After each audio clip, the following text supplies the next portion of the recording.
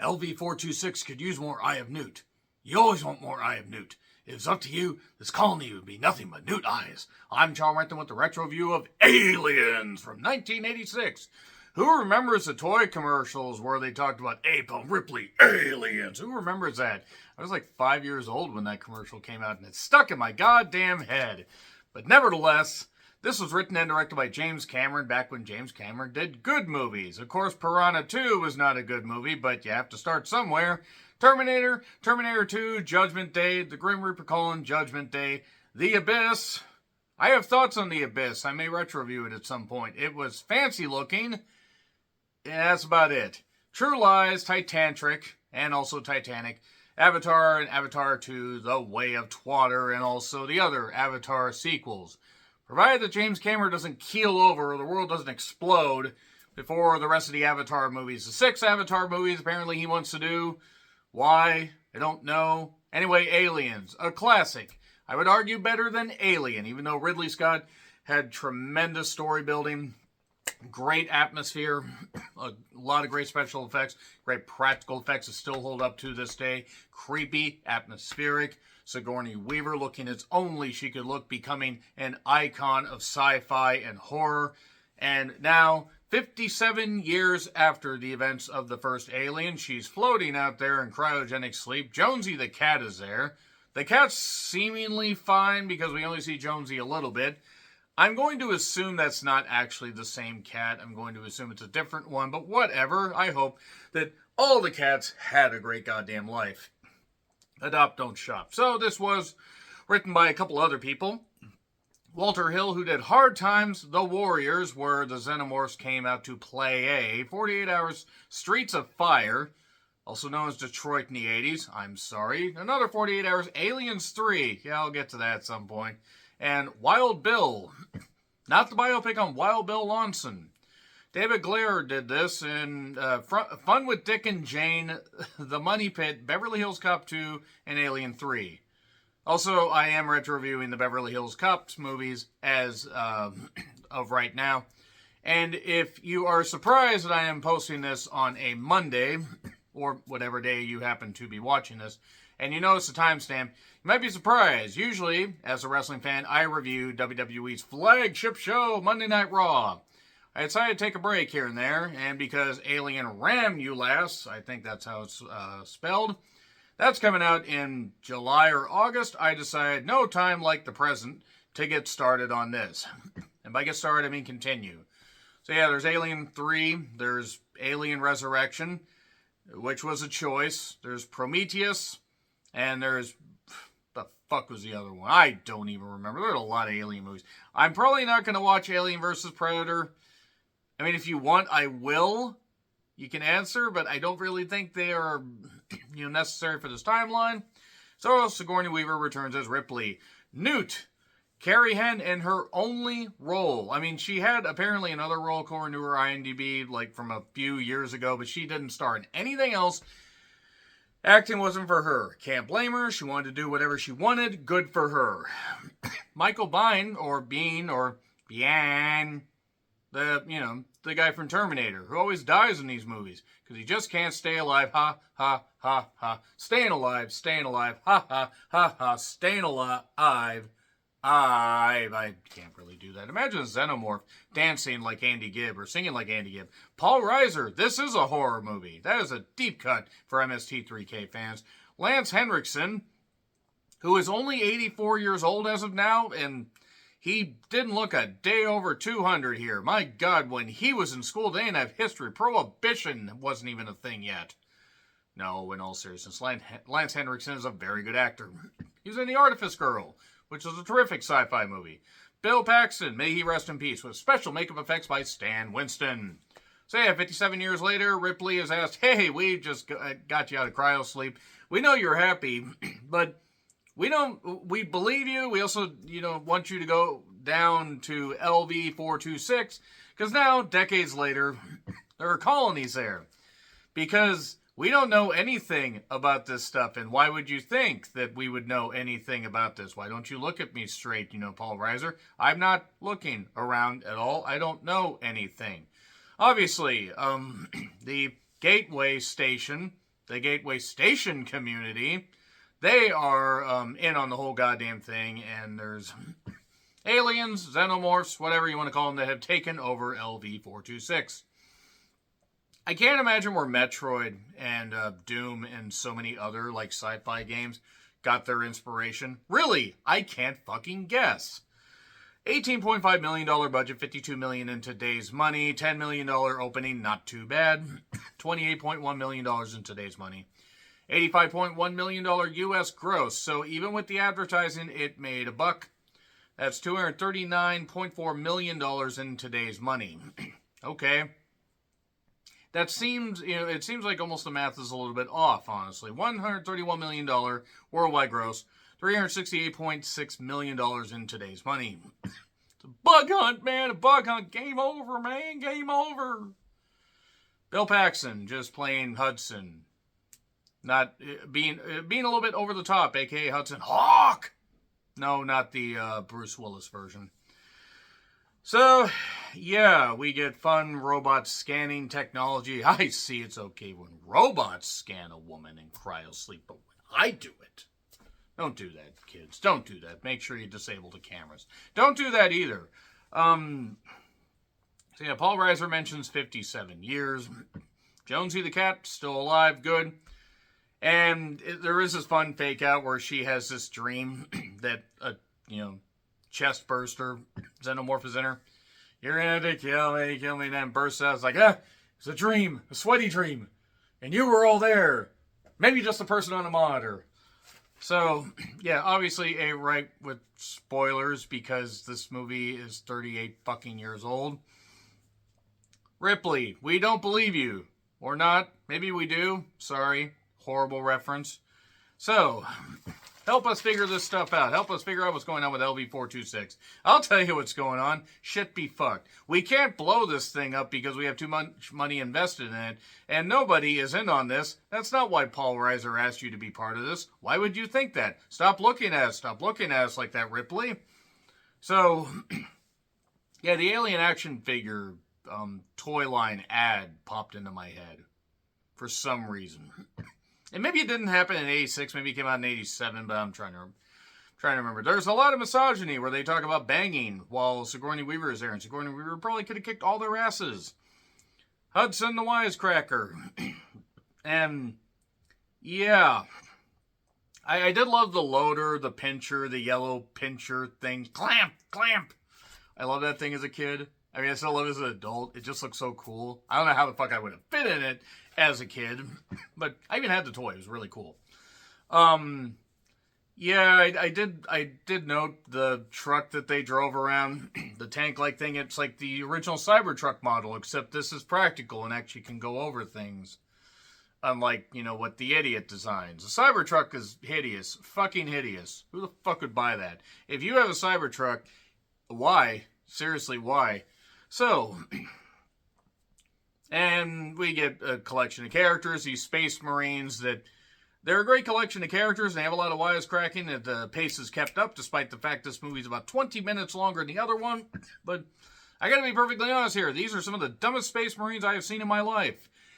I haven't seen too many Space Marines, but I've seen enough movies with Space Marines to know it's like, you thought the ones in Doom were stupid, and they were. You thought the ones in Doom Annihilation were better. Well, actually, they were worse. I think that's how the phrase goes. It's not a very good movie, in all honesty. They did make a Doom sequel, believe it or not. I don't think the guns were big enough, by the way. They need to make the guns bigger. This went kind of the Predator route, where they decided just to make the guns bigger and go blowy, blowy, blowy. Imagine John Moxley in these. I'm going to be part of Space Marines, get blown up. Badass. So, special effects still hold up for the most part. There are some models that are included. Great practical effects. Stan Winston, as you would expect, would make them hold up. And it's raining there on LV-426. Here comes the Xenomorph rain again, falling like acid and making me bleed. That was the original version of what Annie Lennox said. So, Ripley is fed up trying to find out more about what's going on. The shit doesn't sit right with her. There are face huggers and tubes. One is alive. And then she finds Newt, and Newt takes a bit to trust her. Can't blame her. How this kid managed to survive, by the way, I don't really goddamn know. But yeah, just keep exploring the planet when it's obvious that, nobody's there, and you probably should get off of there and blow this shit up. But Paul Reiser won't allow that, for he is mad about Shoe. You're not gonna like our NYPD Shoe sketch. Pretty much the same thing. Who remembers when Paul Reiser had a career? Does Paul Reiser remember that Paul Reiser had a career? So, the Xenomorphs suddenly start attacking. I did like how they're using this technology and looking at all this. And they can't possibly be in the floor or all around them, like, all around me, like we're fucking Paramore. Who wouldn't want Haley Williams all around them? Moving on from that, basically they end up getting attacked. It's fun to see them getting a firefight. I don't know why. I don't know why, or rather how, these Space Marines somehow managed to get out of bed on their own. A lazy Xenomorph with a cold and a limp could have taken them all out easily. And then Apone is killed. Apone is gone right now. Ripley is like, well, goddamn it, I need to save Newt. We need to get off this planet. So let's just, let's just blow everything up. Let's nuke it. Well, we can't nuke it. Why? Because Paul Reiser wants to have something to take back. Because we need to ship it back home, because that worked out so well in the first one, and they didn't learn anything in 57 years. At one point, Ripley's just driving in the tank, and the Xenomorph goes splat, splat, splat. It was kind of funny to me. And this rescue ship comes. The Xenomorph is somehow on this ship, just stowing away. Just jumped on there and just like, okay, I'm just going to wait here. You open the door. Gotcha! The day the Xenomorphs fought back. Feel bad. I think the guy that played the Xenomorph in the first, and I believe this one, didn't play him in the second one because he had is a sickle cell thing or something. He was from some African country. I don't remember where. I wrote down for the first Alien review, but it's been a while, and I have memory issues. So let's move on from that. So basically, we need to seal off all these routes where these Xenomorphs can come in. Well, they do that with all these supplies that they have. Somehow this outpost has everything except some spare intelligence. So they end up finding out that the colonists were used to house, and create more of these Xenomorphs, take over the planet, possibly get off the planet, get back to Earth, wherever the fuck Earth is in relation to this particular planet. I don't know why I don't know why they thought taking one back would work. It didn't work. Burke knew about everything. He knew about it all. Yeah, how could you trust Paul Reiser? Paul Reiser wouldn't trust Paul Reiser. But he likes Paul Reiser. Actually, that's unfair. I've actually heard he's a nice guy. But then Bishop, by the way, who's Lance Henriksen, he is AI, like, Ian Holmes' character in Alien. But he's good AI. Of course, he gets stabbed later and severed and whatever. But one of the few times where Lance Henriksen actually plays a good guy. And doesn't look like Pumpkinhead without the makeup. So, everybody just acts stupid. At one point, there's like this face hugger that bursts out. It's trying to get at Ripley. It's got its little tail wrapped around and everything, and the Marines can't get in while Bishop is going to get this ship.